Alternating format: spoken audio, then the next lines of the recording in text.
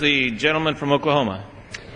Mr. Speaker, I allocate myself 3 minutes. The gentleman is recognized for 3 minutes. Mr. Speaker, I rise in opposition to this job-killing conference report.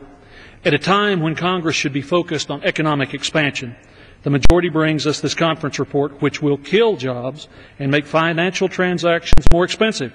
Last December, this chamber supported a bipartisan effort to bring transparency and regulation to the over-the-counter derivatives market while allowing for the management of legitimate risk. It recognized that mom and pop shops on Main Street were not the villains behind the economic collapse. They did not cause the financial crisis and should not be treated as if they did. The derivatives title this chamber passed reflected the need for commercial end users to lay off risk so that they could offer their products at reasonable and stable prices.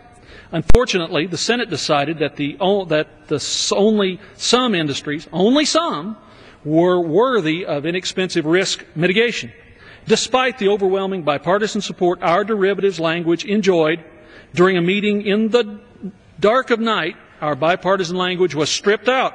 A title that we passed by voice vote was only going to survive if offered as an amendment.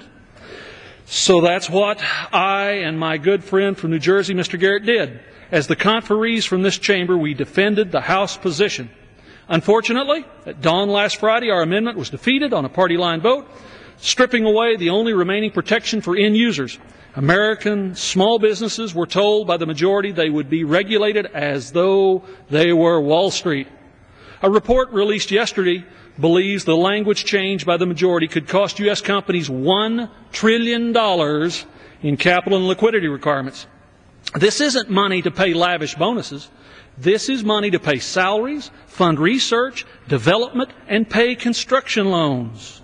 Further analysis of this language concludes that $400 billion would be needed for collateral for business to post with dealer counterparts to cover the exposure of their existing over-the-counter derivatives. It's estimated that another $370 billion represents the additional credit capacity that companies could need to cover future risk.